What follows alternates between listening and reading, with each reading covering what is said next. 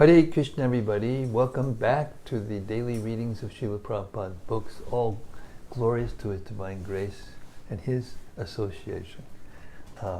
Welcome to all of you out there in cyberspace. We hope you're happy and healthy in all ways.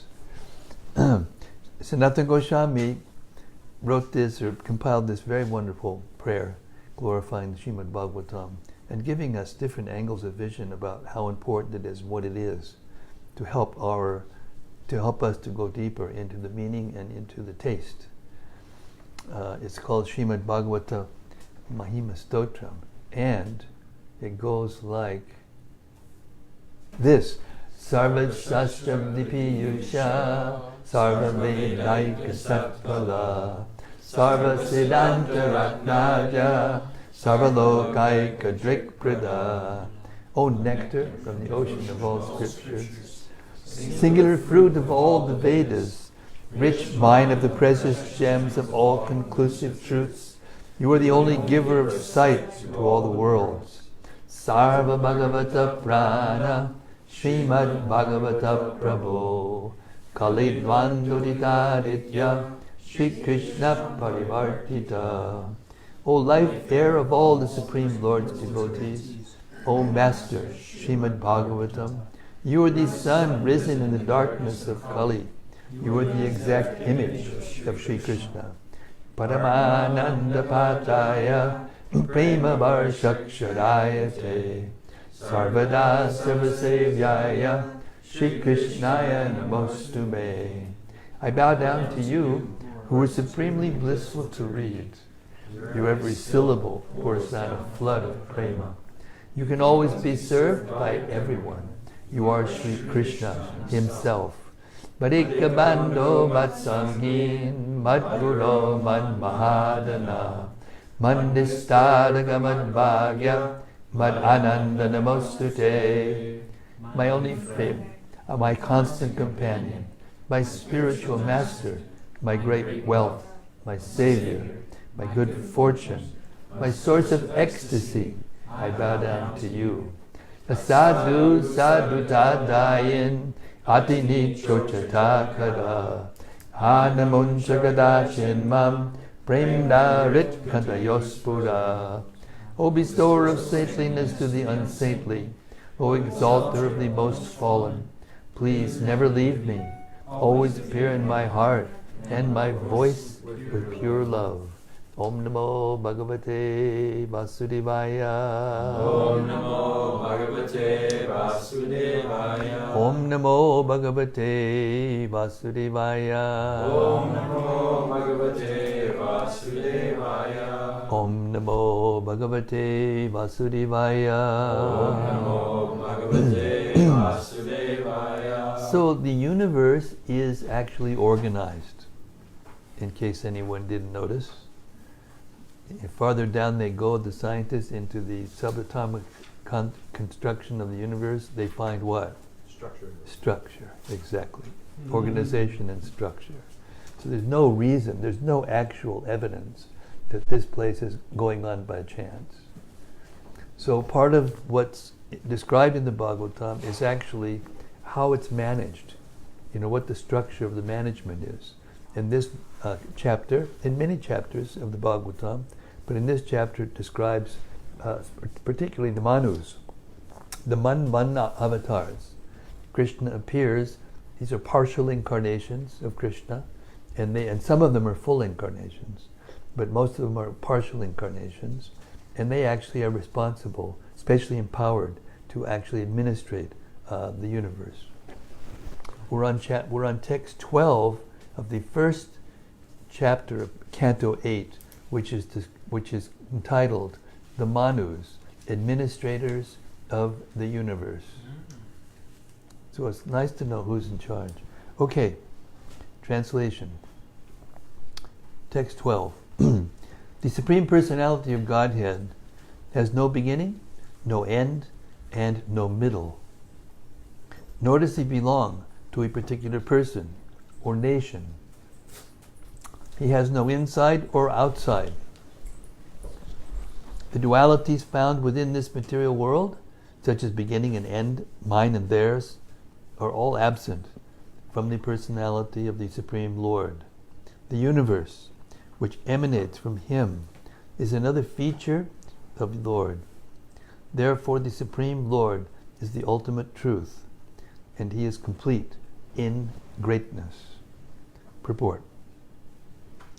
The Supreme Personality of Godhead, Krishna, is described in the Brahma Samhita 5.1. Ishvara Parama Krishna Sachidananda Vigraha Anadir Adir Govinda Sarvakarana Karanam. Krishna, known as Govinda, is the Supreme Controller. He has an eternal, blissful, spiritual body. He is the origin of all. He has no other origin, for He is the prime cause of all causes. For the Lord's existence, there is no cause, for He is the cause of everything. He is in everything. Maya tadamidang sarvam. He is expanded in everything, but He is not everything. He is achintya bheda bheda, simultaneously one and different. That is explained in this verse. In the material condition, we have a conception of beginning, end, and middle. But for the Supreme Personality of Godhead, there are no such things. The universal cosmic manifestation is also the Virat Rupa that was shown to Arjuna in Bhagavad Gita. Therefore, since the Lord is present everywhere and all the time, He is the absolute truth and the greatest. He is complete in greatness. God is great. And how He is great is explained here. So just a little additional information here. When just if we remember the 11th chapter of the Bhagavad Gita, in which Krishna displays His universal form, how He enters into the universe and is maintaining it, and how He is everywhere, Arjuna was able to see everything within the universe, past, present, and future, all standing in one place. Just try to compute that. Krishna can give that vision. But it's an emergency. It was an emergency. Not that He gives that to just anyone and everyone. As a fact, it said that He told Arjuna, no one else has seen this before.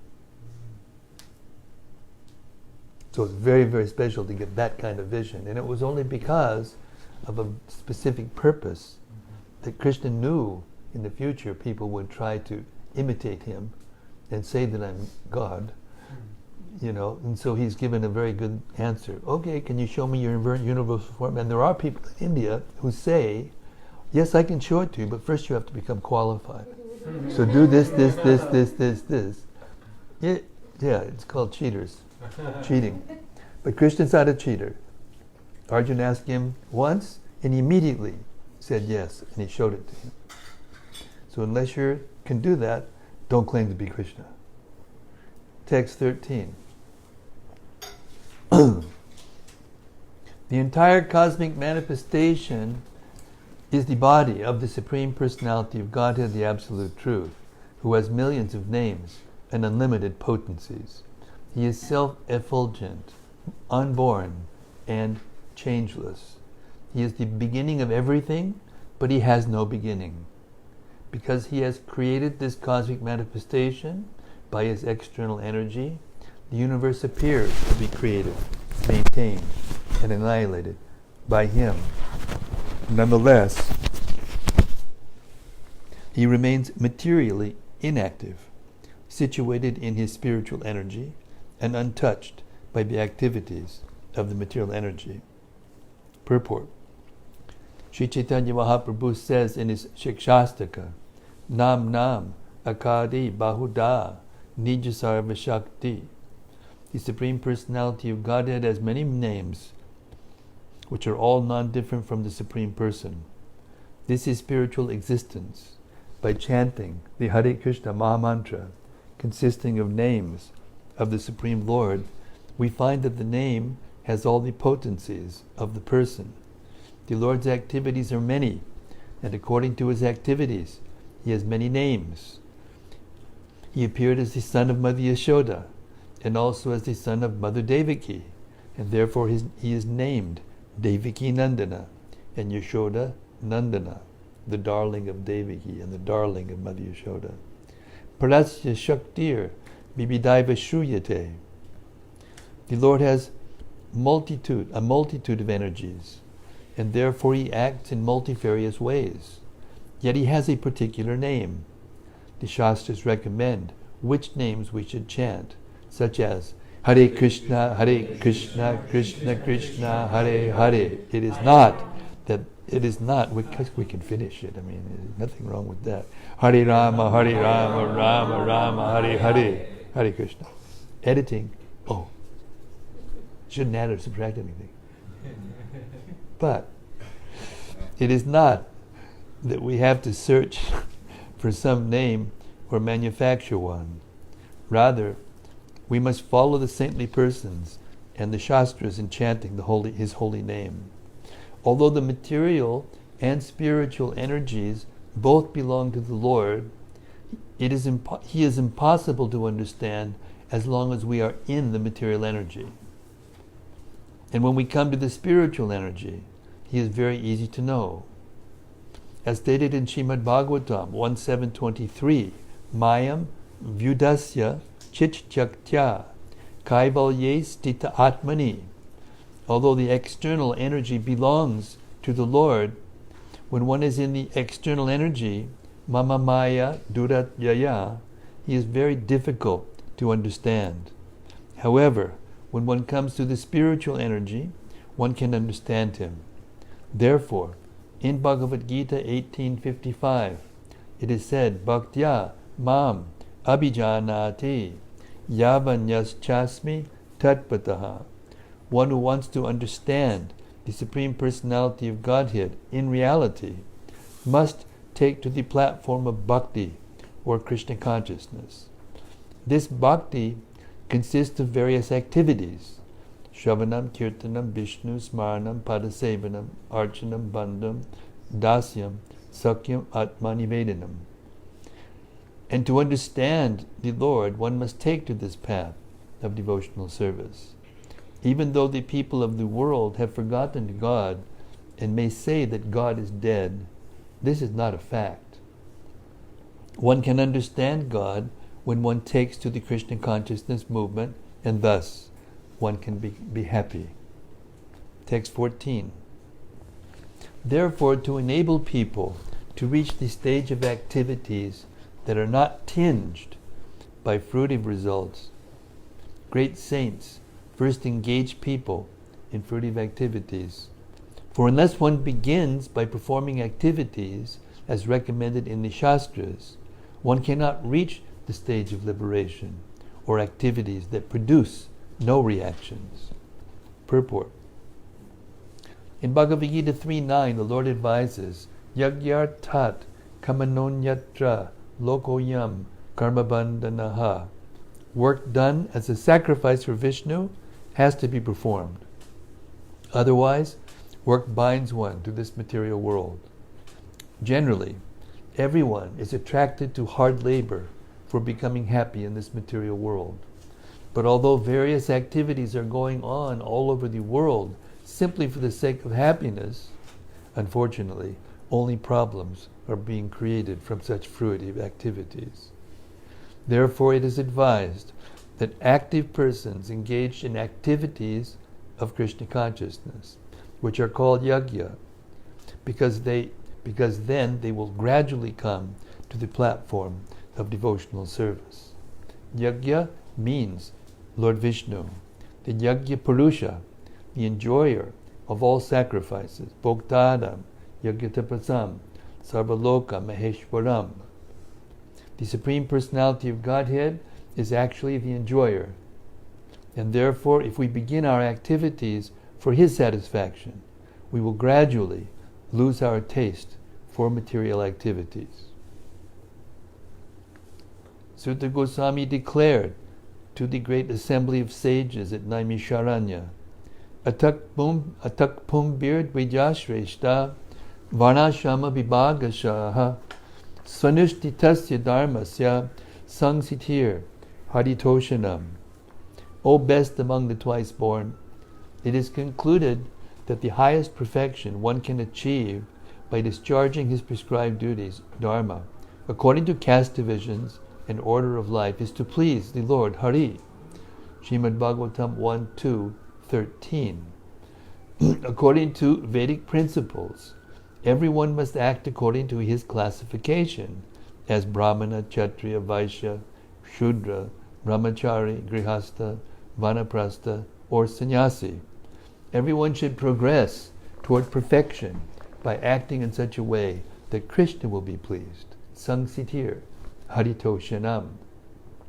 One cannot please Krishna by sitting idly. One must act according to the directions of the spiritual master for the sake of pleasing the Supreme Personality of Godhead. And then one will gradually come to the stage of pure devotional service. As confirmed in Srimad-Bhagavatam 1:5-12, Naishkarmyam apyachuta bhava varjitam nashobhate jnanamalam niranjanam. Knowledge of self-realization, even though freed from all material affinity, does not look well if it is devoid of a conception of the infallible God. Jnanis recommend that one adopt naishkarmya by not doing anything but simply meditating and thinking of Brahman. But this is impossible unless one realizes Parabrahman, Krishna, Hare Krishna Kali.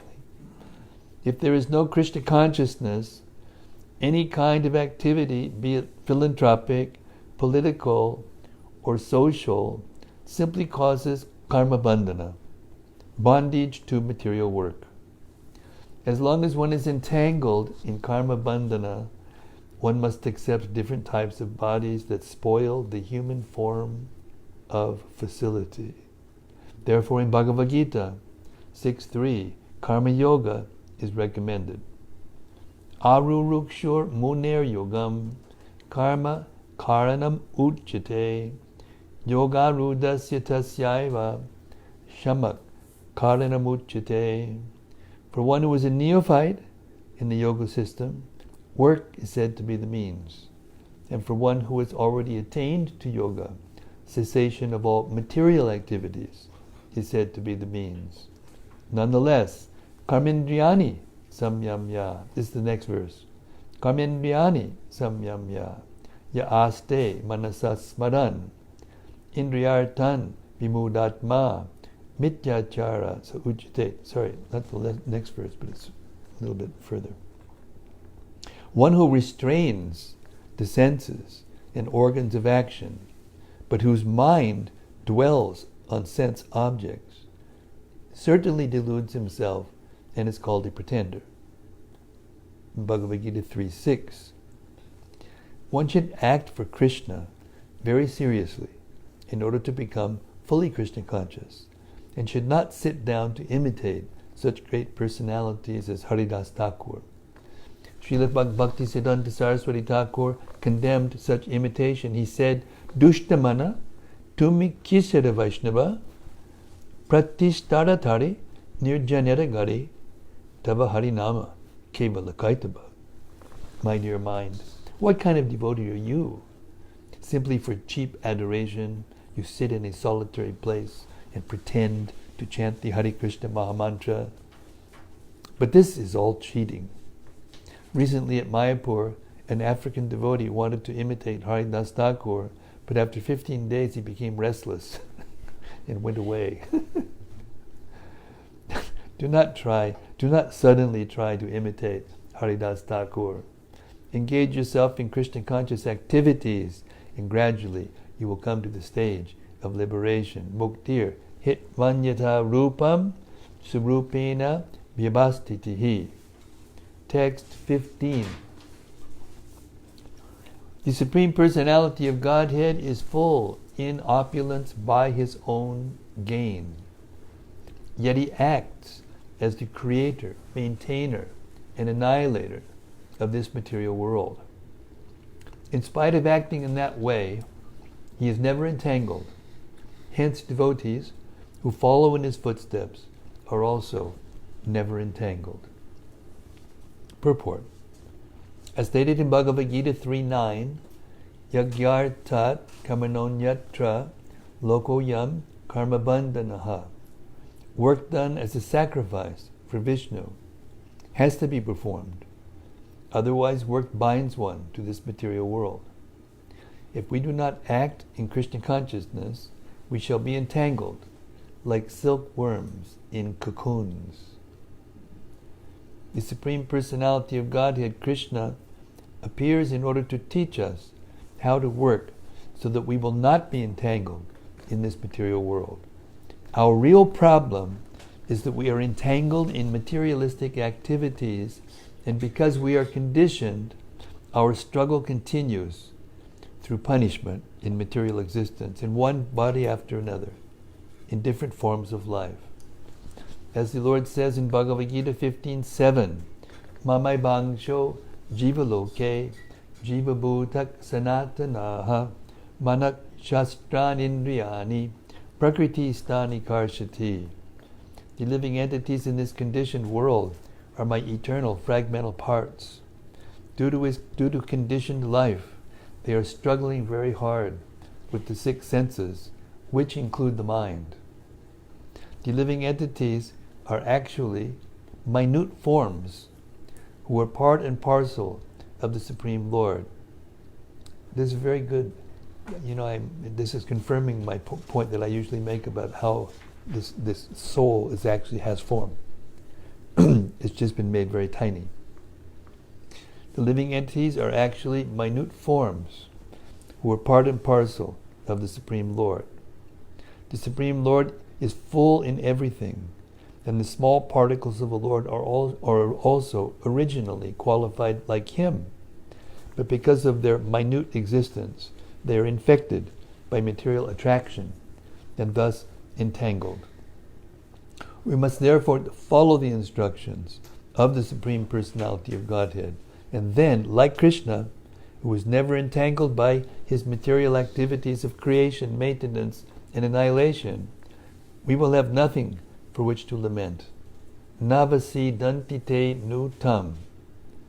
Krishna personally gives instructions in Bhagavad Gita, and anyone who follows these instructions is liberated. Following Krishna's instructions is possible when one is a devotee, for Krishna instructs that we should become a devotee. Manmana bhavamad bhakto madhyaji mam namaskuru. Always think of me and become my devotee. Worship me and offer your homage unto me. Bhagavad Gita 1865. Always thinking of Krishna means chanting the Hare Krishna mantra. But unless one is an initiated devotee, he cannot do this. As soon as one becomes a devotee, he engages in deity worship, madhyaji. A devotee's business is to offer obeisances to the Lord and the spiritual master constantly. This principle is the recognized way to come to the platform of bhakti. As soon as one comes to this platform, he gradually understands the Supreme Personality of Godhead, and simply by understanding Krishna, one is liberated from material bondage. Text 16. The Supreme Personality of Godhead, Krishna, works just like an ordinary human being. Yet, he does not desire to enjoy the fruits of work. He is full of knowledge, free from material desires and diversions, and completely independent. As the supreme teacher of human society, he teaches his own way of activities, and thus he inaugurates the real path of religion. I request everyone to follow him. Purport. This is the sum and substance of our Krishna consciousness movement. We are simply requesting human society to follow in the footsteps of the teacher of Bhagavad Gita. Follow the instructions of Bhagavad Gita as it is, and your life will be successful. That is the summary of the Krishna consciousness movement. The organizer of the Krishna consciousness movement is teaching everyone how to follow Lord Ramachandra, how to follow Lord Krishna, and how to follow Sri Chaitanya Mahaprabhu. In this material world, we need a leader for a monarchy or good government. Lord Sri Ramachandra, by his practical example, showed how to live for the benefit of all human society. He fought with demons like Ravana. He carried out the orders of his father, and he remained the faithful husband of Mother Sita. Thus, there is no comparison to Lord Ramachandra's acting as an ideal king. Indeed, people still hanker for Ramaraja, a government conducted like that of Lord Ramachandra.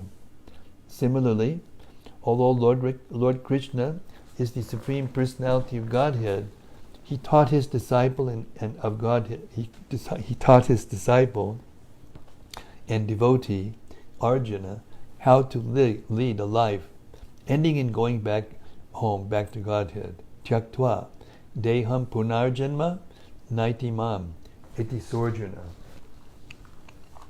All teachings, political, economic, social, religious, cultural, and philosophical, are to be found in Bhagavad Gita. One only has to follow them strictly. The Supreme Personality of Godhead also comes as Lord Chaitanya, just to play the part of a pure devotee. Thus the Lord teaches us in different ways just to make our lives successful. And Swayambhuva Manu requests us to follow him. Swayambhuva Manu is the leader of mankind, and he has given a book called Manu Samhita to guide human society. Herein he directs us to follow the Supreme Personality of Godhead in his different incarnations. These incarnations are described in Vedic literature, and Jayadev Goswami has described 10 important incarnations in summary. Keshavadrita, Meena Sharira, Jaya Jagadisha Hare. Keshavadrita, Narahari Rupa, Jaya Jagadisha Hare. Keshavadrita, Buddha, Sharira, Jaya Jagadisha Hare, and etc. Swayambhuva Manu instructs us to follow the instructions of God's incarnations, especially Krishna's instructions of Bhagavad Gita, as it is. Appreciating Bhakti Marg, as instructed by Sri Chaitanya Mahaprabhu, Sarvabhauma Bhattacharya thus depicted the activities of Sri Chaitanya Mahaprabhu. Vairagya Vidya, Nija Bhakti Yoga, Shikshartam Ekak Purushak Puranaha, Sri Krishna Chaitanya Sharira Dari, Kripam Budir, Yastamaham Prapadye. Let me take shelter of the Supreme Personality of Godhead, Sri Krishna, who is descended in the form of Lord Chaitanya Mahaprabhu to teach us real knowledge. His devotional service and detachment from whatever does not foster Krishna consciousness. He has descended because he is an ocean of transcendental mercy. Let me surrender unto his lotus feet. Chaitanya Chandrodaya, Nataka 674. In this age of Kali, people cannot follow the instructions of the Supreme Personality of Godhead, and therefore the Lord himself takes part of Sri Krishna Chaitanya to teach personally how to become Krishna conscious. He asks everyone to follow him and to become a guru to deliver the fallen souls of Kali Yuga. I think I'll repeat that. Would anybody mind? No objections? Okay. No objection certificate. He asks everyone to follow him and to become a guru to deliver the fallen souls of Kali Yuga. Yari Deka Tari Kaha Krishna Upadesh Amara Ug Agaya Guru Haya Tari Desh. Instruct everyone to follow the orders of Lord Sri Krishna as they are given in Bhagavad Gita and Srimad-Bhagavatam. In this way, become a spiritual master and try to liberate everyone in this land. CC Madhya 7, 128. The coherent purpose of Lord Ramachandra, Lord Krishna, and Lord Chaitanya Mahaprabhu is to teach human society how to be happy by following the instructions of the Supreme Lord. Hare Krishna. Srila Prabhupada ki jai. Shri Chaitanya Mahaprabhu ki jai. Text 17. Shukadeva Goswami continued, Swayambhuva Manu was thus in a trance, chanting the mantras of Vedic instruction known as the Upanishads. Upon seeing him, the Rakshasas and Asuras, being very hungry, wanted to devour him. Therefore they ran after him with great speed. Text 18. This pays to be a leader, eh? As soon as you're a leader, people start to chase after you to eat you in one way or another. Translation. The Supreme Lord Vishnu, who sits in everyone's heart, appearing as Yagyapati, observed that the Rakshasas and demons were going to devour Swayambhuva Manu. The Lord thus the Lord, accompanied by his sons named the Yamas, and by all other demigods, killed the demons and Rakshasas. He then took the post of Indra and began to rule the heavenly kingdom. So that's what I meant. Sometimes Krishna takes the role of Indra, or one of the main, or the Manus, or one of the main administrators of the universe, just to make sure things go on nicely. It's Krishna's mercy. Purport. The various names of the demigods, Lord Brahma, Lord Shiva, Lord Indra, and so on, are not personal names. They are names of different posts. In this regard, we understand that Lord Vishnu sometimes becomes Brahma or Indra when there is no suitable person to occupy these posts. Text 19. The son of Agni, same named Swarochisha, became the second Manu. His several sons were headed by Dumat, Shushena, and Rochish Mat. Purport. Manvantaram Manur Deva Manuputra Sudeshwaraha Vishayom Shavatadascha Hare Shad Vidamuchate. There are many incarnations of the Supreme Personality of Godhead. Manu, the Manuputra, sons of Manu, the king of the heavenly planets, and the 7 great sages are all partial incarnations of the Supreme Lord. Let's go over that again. Manu, the sons of Manu, the king of the heavenly planets, and the 7 great sages, these are the original rishis, are all partial incarnations of the Supreme Lord.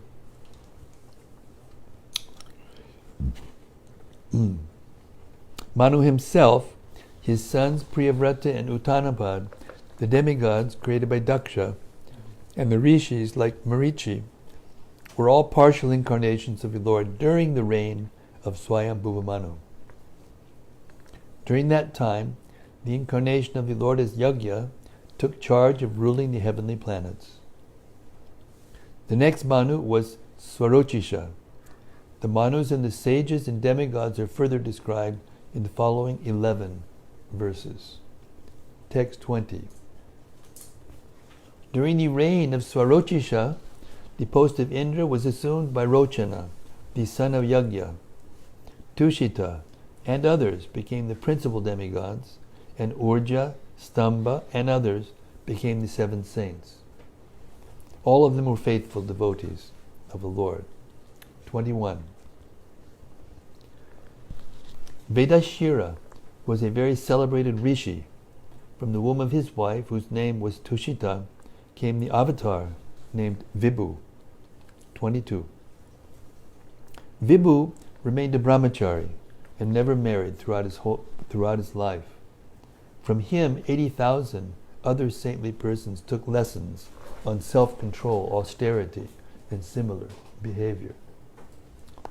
Text 23.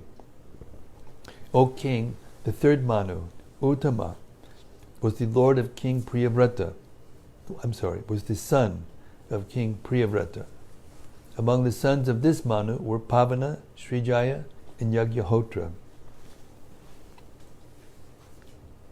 During the reign of the third Manu, Pramada, and other sons of Vashishta became the 7 sages. The Satyas, Vedashrutas, and Badras became demigods, and Satyajit was selected to be Indra, the king of heaven. Text 25. In this Manvantara, the Supreme Personality of Godhead appeared from the womb of Sunrita, who was the wife of Dharma, the demigod in charge of religion. The Lord was celebrated as Satyasena, and he appeared with other demigods known as the Satyavratas. Text 26.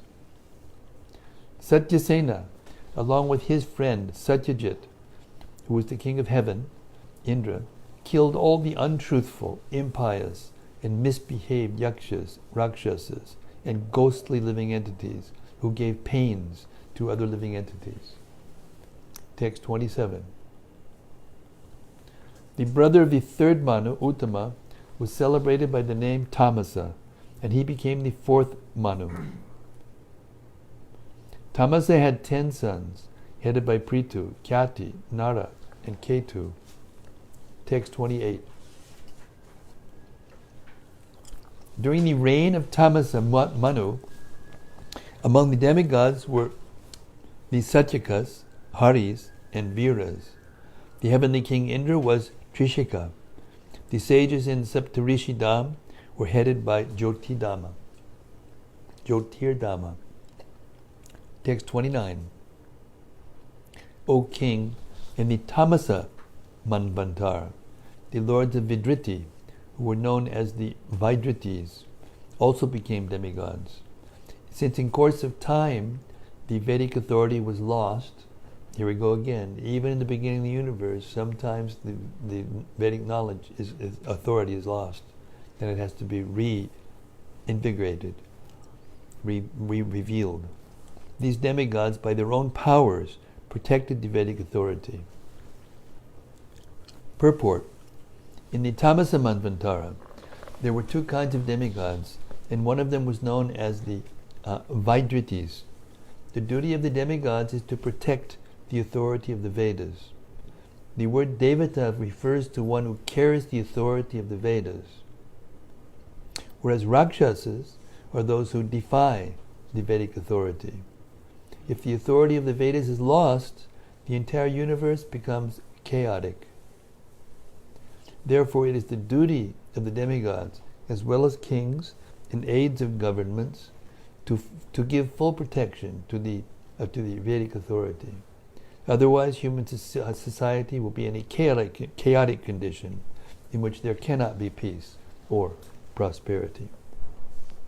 Text 30. Also in this Manvantara,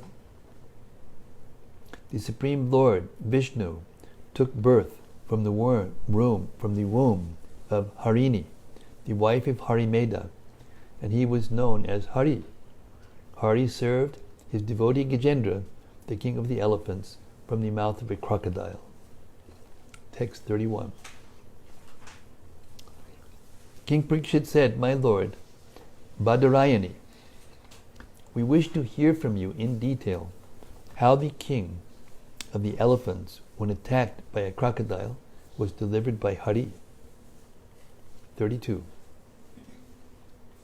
Any literature or narration in which the Supreme Personality of Godhead, Uttama Shloka, is described and glorified is certainly great, pure, glorious, auspicious, and all good. Purport.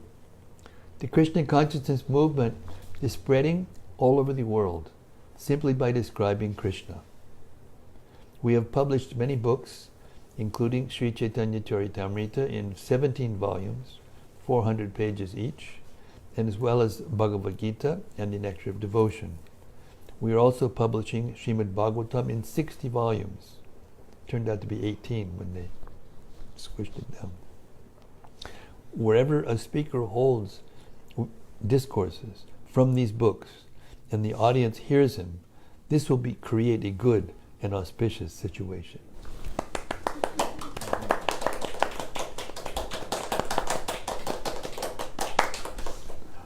Therefore, the preaching of Krishna consciousness must be done very carefully by the members of the Krishna consciousness movement, especially the sannyasis. Just to make sure I continue my vow. This will create an auspicious atmosphere. We have to be self-disciplined. Okay. Text 33. Sri Sutta Goswami said, O Brahmanas, when Parikshit Maharaj, who was awaiting impending death, thus requested Shukadev Goswami to speak, Shukadev Goswami, encouraged by the king's words, offered respect to the king and spoke with great pleasure in the assembly of sages who desire to hear him. Thus end the Bhaktivedanta purports of the 8th canto, 1st chapter of Srimad-Bhagavatam, entitled The Manus, Administrators of the Universe. Where are you?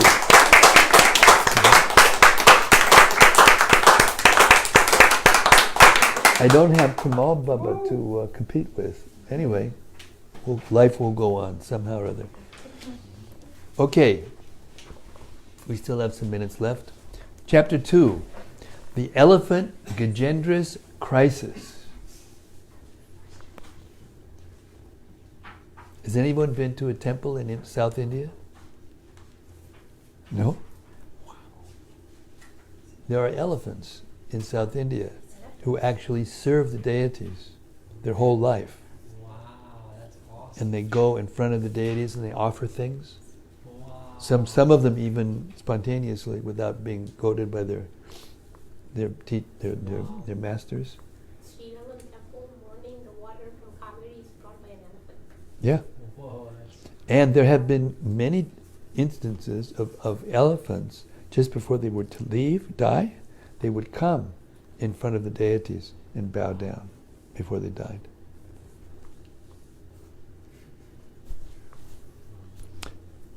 Okay, 2nd, 3rd, and 4th chapters of this canto describe how the Lord, during the reign of the 4th Manu, gave protection to the king of the elephants. As described in this 2nd chapter, when the king of the elephants, along with his female elephants, was enjoying in the water, a crocodile suddenly attacked him, and the elephant surrendered to the lotus feet of the personality of Godhead for protection. In the midst of the ocean of milk, there is a very high and beautiful mountain that has an altitude of 10,000 yojanas, or 80,000 miles. This mountain is known as Trikuta. In the valley of Trikuta, there is a nice garden named Ritumat, which was constructed by Varuna.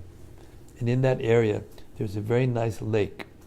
Once the chief of the elephants, along with female elephants, went to enjoy bathing in that lake, and they disturbed the inhabitants of the water. Because of this, the chief crocodile in that water, who was very powerful, immediately attacked the crocodile's leg. Thus, there ensued a great fight between the elephant and the crocodile. This fight continued for 1,000 years. The elephant gradually became weak, whereas the power of the crocodile increased more and more. Thus the crocodile became more and more encouraged. Then the elephant, being helpless and seeing that there was no other way for his protection, sought shelter at the lotus feet of the Supreme Personality of Godhead. Text 1. Shukadev Goswami said, My dear king, there is a very large mountain called Trikuta. It is 10,000 yojanas, 80,000 miles high. Being surrounded by the ocean of milk, it is very beautifully situated. Text 2 and 3. The length and breadth of the mountain are of the same measurement, 80,000 miles. Its 3 principal peaks, which are made of iron, silver, and gold. Beautify all directions and the sky. The mountain also has other peaks, which are full of jewels and minerals, and are decorated with nice trees, creepers, and shrubs. The sounds of the waterfalls on the mountain create a pleasing vibration. In this way, the mountain stands, increasing the beauty of all directions. Text 4. The ground at the foot of the mountain is always washed by waves of milk that produce emeralds all around in the 8 directions, north, south, east, west, and the directions midway between them. Purport. From Srimad-Bhagavatam we understand that there are various oceans. Somewhere there is an ocean filled with milk, somewhere an ocean of liquor, an ocean of ghee, an ocean of oil, and an ocean of sweet water. Did you know, by the way, that they actually perceived from one of the most powerful telescopes on the earth an ocean that appeared to them to be made of liquor? Yeah. It was published in the scientific journal. The modern scientists, who have only limited experience, cannot defy these statements. They hadn't seen it before he wrote this. They cannot give us full information about any planet, even the planet on which we live. From this verse, however, we can understand that in the valleys of some mountains are washed with milk, that if the mountain valleys of some mountains are washed with milk, this produces emeralds. No one has the ability to imitate the activities of material nature as conducted by the Supreme Personality of Godhead. Text 5. The inhabitants of the higher planets, the Siddhas, Charanas, Gandharvas, Vidyadharas, serpents, Kinnaras, Apsaras, go to that mountain to sport. Thus all the caves of the mountain are full of these denizens of the heavenly planets. Purport. As ordinary men play in the salty ocean, the inhabitants of the higher planetary systems go to the ocean of milk. They float in the ocean of milk and also enjoy various sports within the caves of Trikuta mountain. Text 6. Because of the resounding vibrations of the denizens of heaven singing in the caves, the lions there, being very proud of their strength, roar with unbearable envy, thinking that another lion is roaring in that way. Purport. In the higher planetary systems, have you ever seen like a big bird, like an ostrich or an emu or something? They see in their reflection in a mirror or a glass, they look, and they attack it, because they think it's good. They think there's an enemy in front of them, In the higher planetary systems, there are not only different types of human beings, but also animals like lions and elephants. There are trees, and the land is made of emeralds. Such is the creation of the Supreme Personality of Godhead. Srila Bhaktivinoda Thakur has sung in this regard, Keshava Tuya Jagata Vichitra. My Lord Keshava, your creation is colorful and full of varieties. Geologists, botanists, and other so-called scientists speculate about other planetary systems, but being unable to estimate the varieties on other planets, they falsely imagine that all planets are but one, but this one, are vacant, uninhabited, and full of dust. Although they cannot even estimate the varieties existing throughout the universe, they are very proud of their knowledge, and they are accepted as learned persons by persons of a similar caliber. As described in Srimad-Bhagavatam 2.3.19, Shwavid bara hoshtrakarai, sangstutak purushak pashu. Materialistic leaders are praised by dogs, hogs, camels, and asses, and they themselves are also big animals. One should not be satisfied with the knowledge imparted by a big animal. Rather, one should take knowledge from a perfect person, like Shukadeva Goswami. Mahajano yenagata sampanta. Our duty is to follow the instructions of the Mahajans. There are 12 Mahajans, and Shukadeva Goswami is one of them. Swayambur Naradak Shambhu, Kumara Kapilo Manu, Pralado Janako Bhishmo, Balir Vyasakir Bayam. Srimad-Bhagavatam 6.3.20. Vyasaki is Shukadev Goswami. Whatever he says, we consider to be factual. That is perfect knowledge. Text 7. I'll stop here. It's 7:30. We have an appointment at 8. Hare Krishna. Interesting, you know.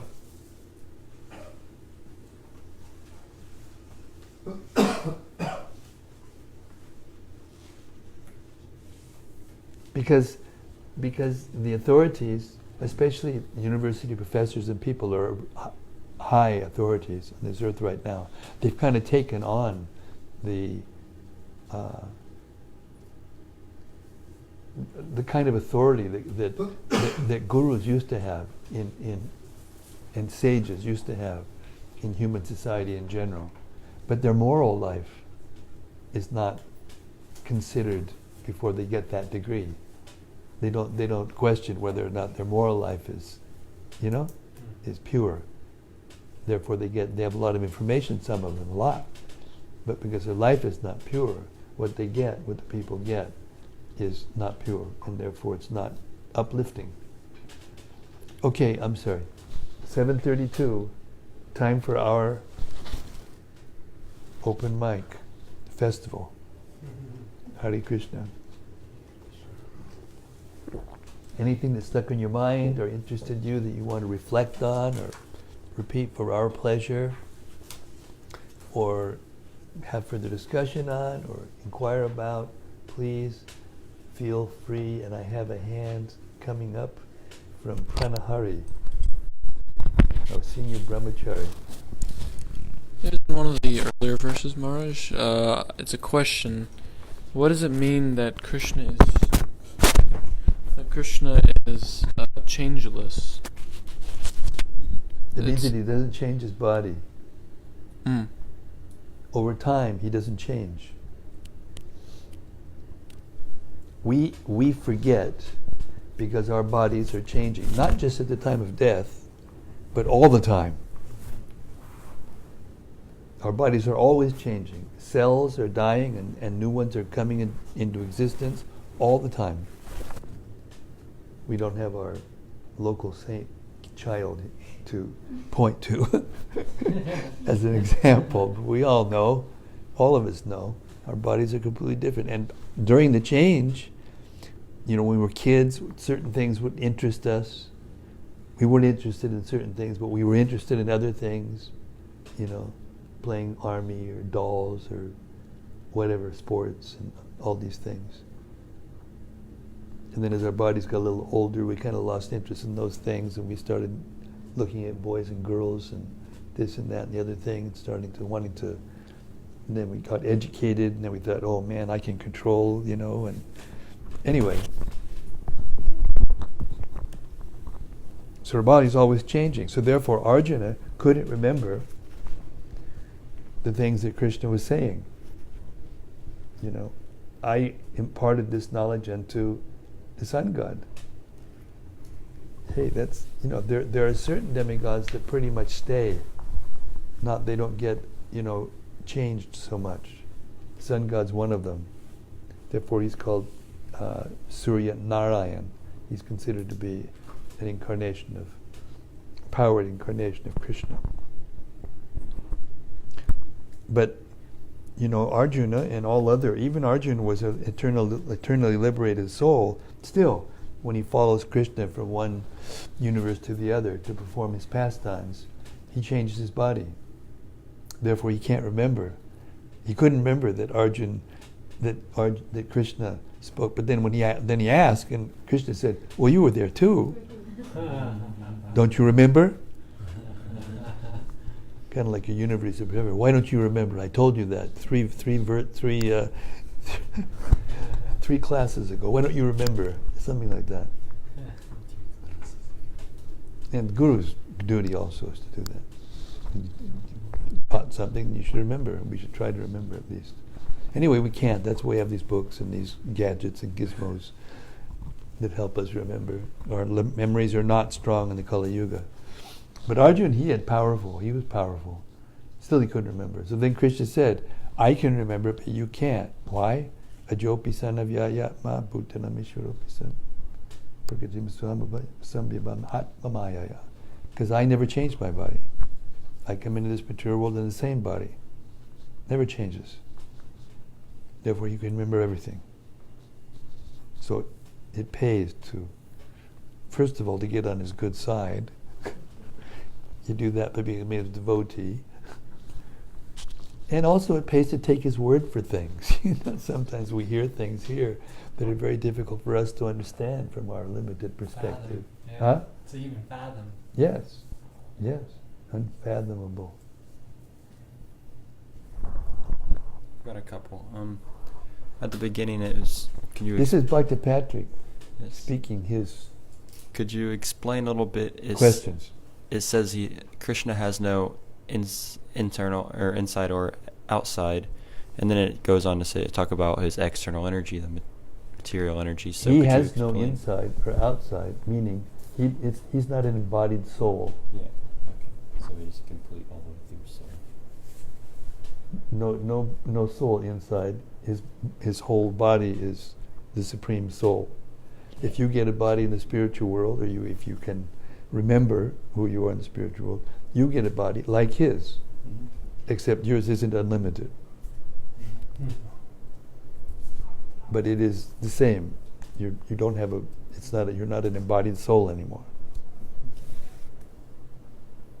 So, but the energy of Krishna, the effulgent, we have an energy, like when we move into a new apartment, we organize it completely different. That's our energy. And sometimes when a person who's elevated walks into a room, the energy changes, the atmosphere changes. I personally had experience when Prabhupada walked in and took the darshan of the deities, and the whole room would change. It was mystical. I've seen with my own eyes him light up a room. So according to our capacity, we all have an aura. And when you leave the body, if you've ever been in the presence of somebody, leave the body, you'll see that in general, not always, because when a very advanced spiritual personality leaves, the body stays effulgent. But generally the body stops becoming effulgent, it becomes opaque, and the eyes become, dead. There's no light coming, no sparkle. So all these things are learned in the Jyotish Shastra and other divisions of the Vedas. You can learn physiognomy, and you can learn how to read a person's mind through the physiognomy and the bodily gestures. There's all knowledge is there in the Vedas. Hare Krishna. And also, it was speaking about the different roles that can be switched out in demigods, and it had Shiva as a list, and I thought Shiva was one of the more kind of a unique. He is. and He is. But sometimes Krishna will take that position. Very rare, very, very rarely. Very rarely. Due to some difference in the actual process of Shiva coming in and contact the material energies, there's some difference that happens. Generally, the universe is created pretty much in the same pattern, but there is room for some variety. Like sometimes a great dramatist will write, a drama, the script to the drama, and then it's so good that it becomes like a standard thing. Shakespeare, Hamlet, they try to do the same. The script is the same, but sometimes, due to faulty memory, somebody will forget his line, and then he'll have to, kind of like ad lib to get through that part. And those who are really knowledgeable, the connoisseurs of these things, they'll say, and it'll ruin it for them, But sometimes a really expert actor can do it, and the connoisseur can say, "Oh, that was very, very interesting. What you just did. That was very nice," because it doesn't change the mood. It doesn't change the thing. So the universe is created in the same pattern, but it's not exactly. It's not like just a newsreel of what happened before. It's not exactly the same. There's wiggle room for souls to do different things and say different things. But some aspects of it are the same. And the Vedas are the same. They're eternal. They're never changed. Bhagavatam is also Shruti, never changes. When Shukadev Goswami spoke this Bhagavatam, and the questions and answers and everything, it's all there eternally in the Bhagavatam. It's a script.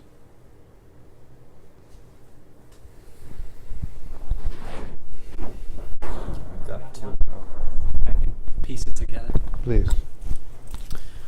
I really thought it was This is Bhakta Chris speaking. great Our newest devotee. text. Ready to move in on the 31st. Just reminding you. I really liked the fact Yuga, sometimes we forget these things. how it said that sacrifice to Krishna is the way to lose taste for the material activities of the mind, to follow the sastras, and by doing so you are pleasing God. You're progressing through the Dharma, and the karma of the bondage to the material world can be overcome by understanding your spiritual masters' guidance for liberation, frees our mind from the habitualness of material desire. So I just wanted to piece that together, because the way I understand that is that the text is speaking truth, but it lacks the human guidance of the spiritual master who teaches the moralistic path to progressing spiritually. No, it doesn't lack anything. It doesn't lack anything. It's just that depending on the realization, just like the holy name of Krishna, the Srimad-Bhagavatam, the Vedas, they're eternal. They don't change. But I'll give you an example of what I'm talking about. Even though the text is exactly the same, when a person repeats it, he adds something to it. But he doesn't add empiric knowledge. He doesn't add that, but he adds his realization and his consciousness. And therefore it changes, but it doesn't change. It may give a different taste. And Shukadev Goswami, when he spoke, the example is given in India. There's a kind of parrot that when the parrot cuts the skin of a fruit, especially mangoes, and they can cut with the beak, the mango becomes sweeter. I mean, I'm sure there's some scientific reason for that, but I don't know what it is. Or maybe there isn't. Anyway, but it does get sweeter. And so, Shukamukhad Amrita Dravya Samyutam. So this is a very important Sanskrit sentence. Nigamakalpakutaror Galitam Palam. The Bhagavatam is Nigamakalpa. Nigama means Shruti, Veda, not Smriti, not Purana. Even though it's called a Purana, it's different, because it was called into by Shukadev, by Vedavyas, his father, who was an incarnation, a literary incarnation of Krishna, and he called the Bhagavatam into his, and it came out through his mouth, through his mind, through his heart, through his soul, and therefore it's eternal. But when Shukadev, who spoke to Maharaj Parikshit, the first time the Bhagavatam, at least at this time in the universe, this Kali Yuga, it came out first from Shukadev. Well, it came out to from Vyasadeva to Shukadev. So when Shukadev was born, he ran off. He wasn't interested in the material life at all. He just ran off, And Vyasadeva was chasing him. This is in the beginning of the Bhagavatam. Nigamakapa Toror Galipatam Balam is a ripened fruit of the Vedic. Vyasa said, wait a second, I've got more to say. I just told you, I just got you out of the room by a few verses. Come back, I want to teach you the rest. More or less, that's what he was saying. And then, he was so smart, the father, he sent his disciples to go out in the forest where Shukadeva was walking around, and to chant different verses from the Bhagavatam, and to attract Shukadev's attention. So even though he was Atmarama, he was fully realized he didn't need anything to satisfy himself. When he heard the different verses of the Bhagavatam, he became attracted. And then he came back, and his father was able to recite to him the whole 18,000 verse Bhagavatam. Then he went again out around, and he walked. There he is. This is it, right here. There's Shukadev. There's Maharaj Parikshit, sages, right? So then, Shukamihab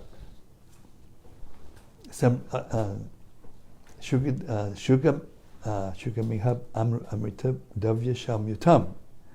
That means, Amritip Davyatam means partially digested. It's what you give the babies when they can't eat solid food. You give some food, pablum, you give them food that have been partially digested so they can digest it. So, Sukumokhat Amrita Davyasamita means when the parrot, Shuka, of Shukadev Goswami, spoke the Bhagavatam, it made it easier to digest, easier to understand, and it added that thing. I see. Thank you. So when that is repeated, even in one's own words, well, first of all, we have to hear it as it is given by the pure devotees. That's why I made a vow just to read the texts. I'm not reading the Sanskrit every text, but I'm reading the Sanskrit in the purports, so that we can get that pure sound, and that helps us purify our minds and helps us, empowers us to understand more deeply. And then, of course, the words from Srila Prabhupada are non-different than Shastra, because he's a liberated soul. And he empowers the editors also to do that. So, like that. Perfect. Hare Krishna. Hare Krishna.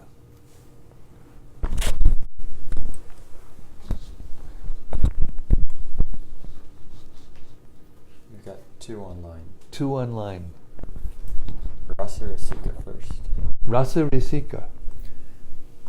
Hare Krishna Maharaj. Hare Krishna Rasa Risika. Prabhu. Please accept my obeisances. We heard today, one who restrains the senses and organs of action, but whose mind dwells on sense objects, certainly deludes himself and is called a pretender. Is this the case for devotees who try to follow the regular principles but still maintain some material desires? Not necessarily. If a person is a neophyte, and due to the strength of material energy, because the material energy is stronger than the soul in conditioned state. The soul is very tiny, as we described, what the text describes. The soul is very tiny, and because of that tininess, he has a tendency to become overcome by the material energy. So if, while one is in the material world, and is a beginner, is a neophyte, and accidentally, due to either a bad past habit and the strength of the material energy, does or says something that's not perfect, it's not correct, then that is called accidental. And that is very easily overcome by the chanting and by one's devotional service. But if one is purposefully holding in the mind the desire to enjoy the senses, at the same time one is looking and externally acting like one is renounced, then there's some discrepancy, there's a pretension. Therefore, to be pure, our internal activity and our external activity should be the same. Generally, if our mind is pure, our activities will be pure. Or if our activities are pure, gradually our mind will come into purity also. Because there's a relationship between the senses and the mind. There's a verse in the Gita that says the senses, we all get senses according to our previous activities, centered around, and the center is the mind, centered about the mind.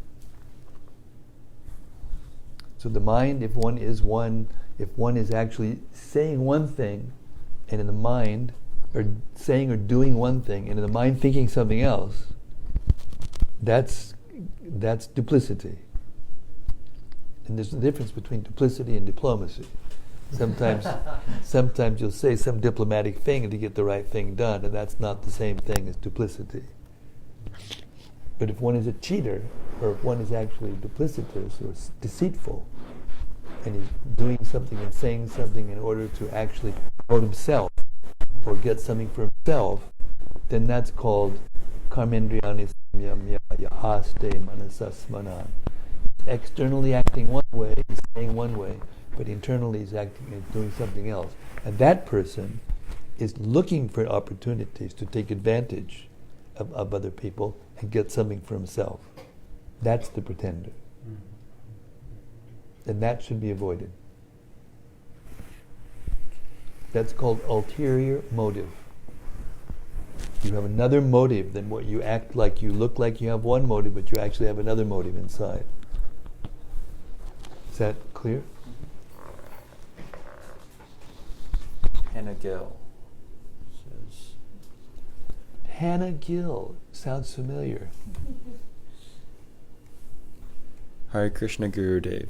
Hare Krishna Bhakti Hannah. Thank you for reading to us and giving us Srila Prabhupada's association daily. I am wondering, are there any perfect persons on the planet? Is someone considered perfect if they follow and share the teachings of the Mahajans?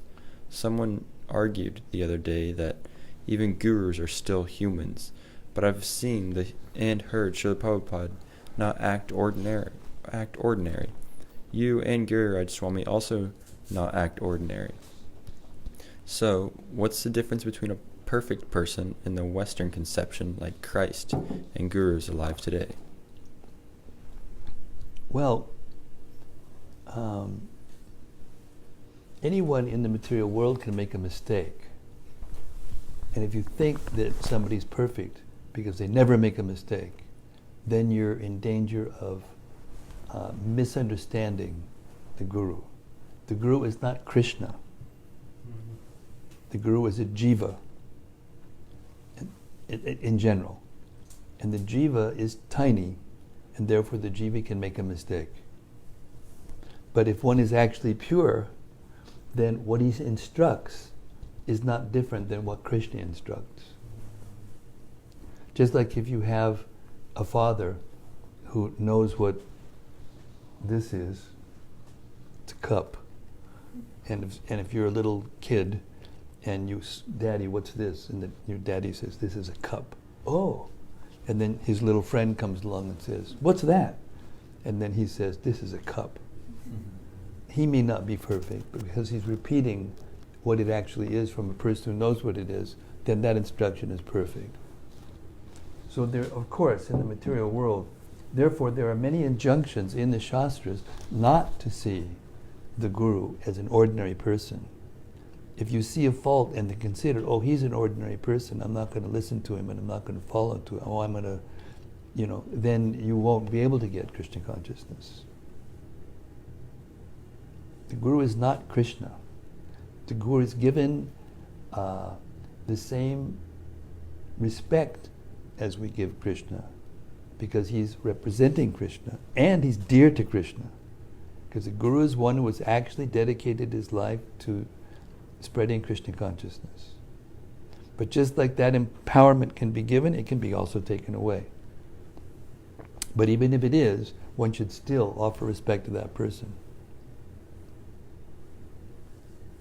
Not necessarily we have to follow someone who you can see who is obviously deviating and saying something that will take me away from Krishna. Then you don't have to accept that person, even if he's in the position of Guru. So there does have to be discrimination, but a person who's following and who can see is empowered. If the Guru is repeating Krishna's words and it is enlightening people and elevating people, that doesn't mean everyone, because there needs to be a proper receiver. There has to be a proper transmitter and a receiver. Like any other transmission and reception, even radio waves and whatever Wi-Fi systems. You know, if you've got the Wi-Fi's transmitter is very powerful, but you have a computer that doesn't work or a cell phone doesn't work, then it doesn't work. Both need to be there. So we have responsibilities also as followers or as disciples or as recipients of transcendental knowledge. We have to be honest and sincere. It's not that our duty as a prospective disciple is to, find fault with my guru and then move on to somebody else. Oh, I saw find, and then move on. Then you see people like this. They go from one to another, and they can't surrender to anybody. And therefore, it says in the scripture that person's spiritual life or spiritual whereabouts are unknown. Your whereabouts are unknown if you cannot accept knowledge from a bona fide spiritual master. Bona fide spiritual master means one who has heard from a bona fide spiritual master, who has heard from a bona fide spiritual master, and on right from Krishna. And we are very lucky because Krishna appeared 500 years ago in the form of Sri Chaitanya Mahaprabhu. We heard that in the purport in this reading itself, that Lord Chaitanya Krishna came to teach us how to be a perfect devotee. And even then, there were disciples of his, Damodar Pandit, for instance, who would look for some fault and find it because, out of love, he didn't want Lord Chaitanya's reputation to be. Like, for instance, there was one small boy in Jagannath Puri who was very beautiful and he looked like Krishna. And every time Lord Chaitanya saw him, he was reminded of Krishna. And he said, okay, you got to come and see me every day. So his kid was coming every day, and there was a very loving exchange. And then Damodar Pandit noticed, and he found out that the mother of that boy was a widow, young and beautiful. And Damodar Pandit said, how can you do this? Lord Chaitanya said, what? And he said, didn't you know that? So Lord Chaitanya was acting as a devotee. He wasn't, sometimes he would do things that, he made the palm trees that used to be in Lord Ramachandra's pastimes. He came and embraced them and they disappeared and went back to the spiritual world right in front of everybody's eyes. He did things like that. He cured, the leper, Vasudev.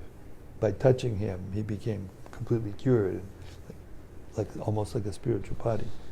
So he sometimes did things that were not possible for ordinary person to do, that only God could do. But sometimes Damodar Pandit would find, and then Jagannananda Pandit wanted him to, accept some oil he made himself, sandalwood oil. You don't make sandalwood oil just by rubbing it. There's a process for making sandalwood oil. It's very, very laborious and very difficult. And he made a big pot of it himself, personally. He was in Bengal, and then he came from Bengal. And he gave Lord Chaitanya, gave it to Govinda, his servant, to give to him. Lord Chaitanya said, what does he want me to do? Be a sense enjoyer? And I go around smelling like a sandalwood tree. And everybody think I'm a sense enjoyer and criticize me. And Jagannath Pandit just went up to the top, threw it, and broke it all over the... So these things go on out of love, and even among eternal associates of the Lord. So if we're in this very degraded condition, trying to find fault with the Guru, there's an empowered person who's making devotees and enlightening people and inspiring them in spiritual life, and then you're going to sit there and find a fault with him and say no, and then spread it. This goes on. Yes, Nitya, at last, Nitya's going to speak, my partner in crime, my partner in devotional service. I think those who don't follow, they are the ones that find fault. This is a very good point that you said. You put your mouth up to the microphone and say it again. Okay, I'll repeat it. She said, I think that those who have faults in themselves see those faults in the Guru. Well, not only the Guru, they see them in everybody. There's a verse. There's a Vedic aphorism. Atmavat manyato jagat. Jagat means the world. Atmavat manyato, as you see the world, then you see that in others. What's in yourself, you see through that lens. If you have a fault, you'll see that fault in others, even if it's not there. Thank you. Wonderful point. And now, I'm going to go because it's past my appointment time. I have an appointment at 8 o'clock. It's past 8. Bewitching hour. Anybody else over there? Rati left a question and Hannah commented again. Okay, Rati and Hannah, you're regular, so you can tolerate. I got an appointment at 8 o'clock and I got to go. We'll deal with this tomorrow. Hare Krishna. Hare Krishna. Shri Swayam Bhuvamanu ki jai. Shukadev Goswami ki jai. Gaur Premanandi. Srimad-Bhagavatam ki jai. Gaur Premanandi Hare Bolu. Thank you very much, everybody. See you tomorrow, 6:30, same place.